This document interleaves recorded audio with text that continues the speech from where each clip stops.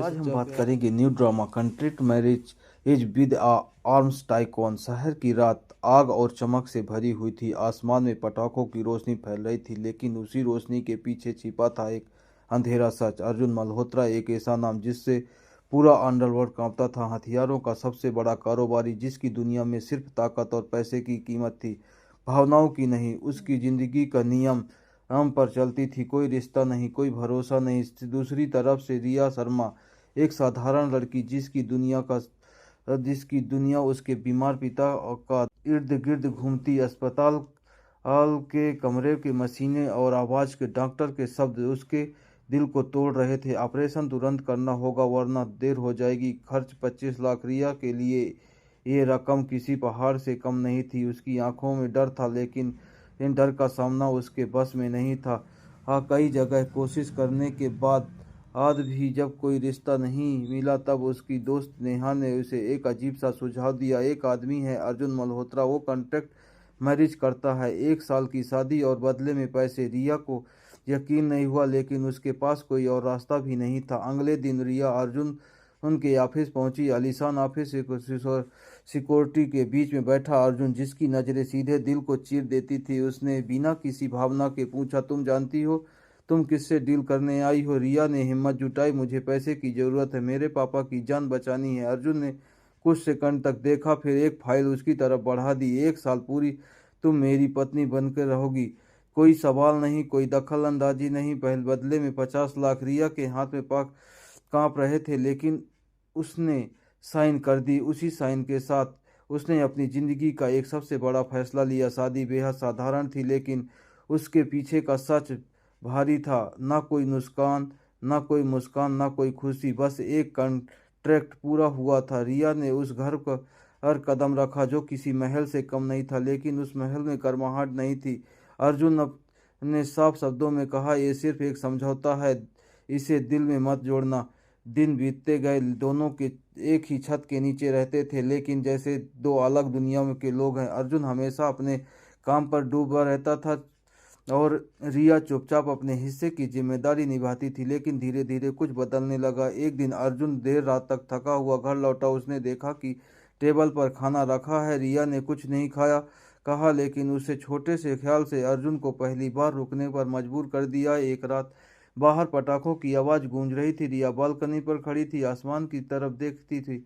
अर्जुन उसके पास आया। तुम्हें डर नहीं लगता? रिया ने हल्की मुस्कान के साथ कहा, डर तो कभी हर किसी को लगता है, लेकिन उससे भावना नहीं चाहिए। अर्जुन ने पहली बार महसूस किया कि लड़की अलग है, लेकिन अर्जुन ने दुनिया की इतनी आसान नहीं थी। उसके दुश्मन हर समय मौके की तलाश रखते थे। एक दिन उन्होंने रिया को निशाना बनाया। बाजार पर लौटते वक्त रिया का अपहरण कर लिया। फोन पर आवाज आई, अगर आप बीबी को जिंदा देखना चाहते हो तो डील कैंसिल कर दो।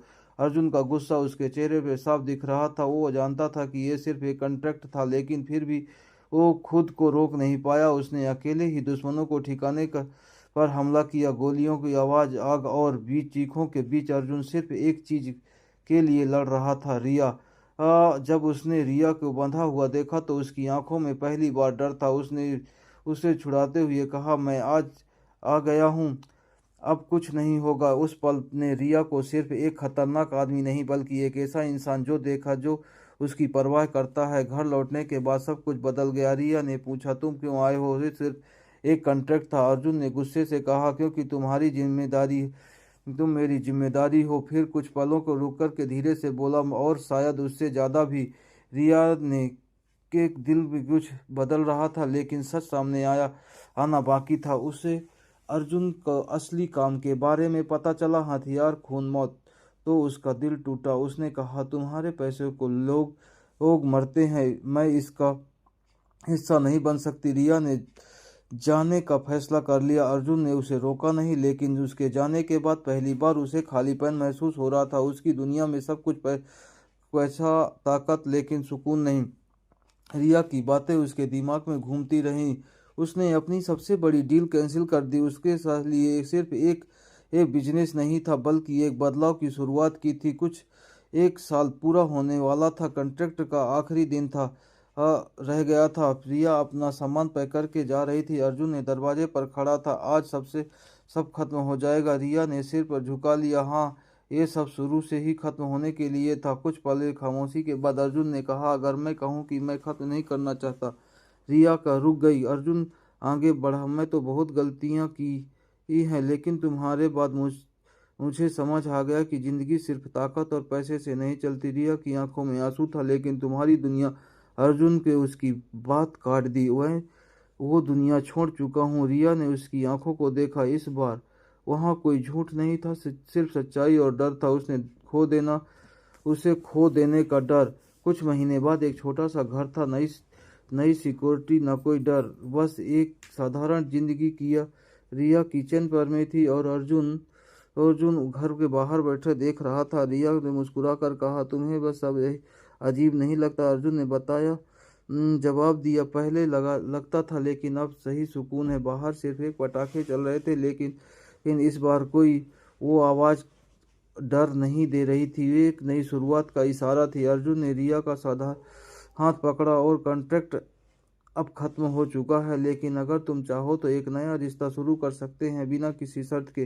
रिया ने मुस्कुराते हुए उसका हाथ कसकर पकड़ लिया। इस बार और दिल से। उस रात पहली बार अर्जुन मल्होत्रा ने खुद को हल्का महसूस किया, और रिया ने महसूस किया कि कभी कभी सबसे अजीब फैसले भी जिंदगी को सबसे खूबसूरत बना देते हैं।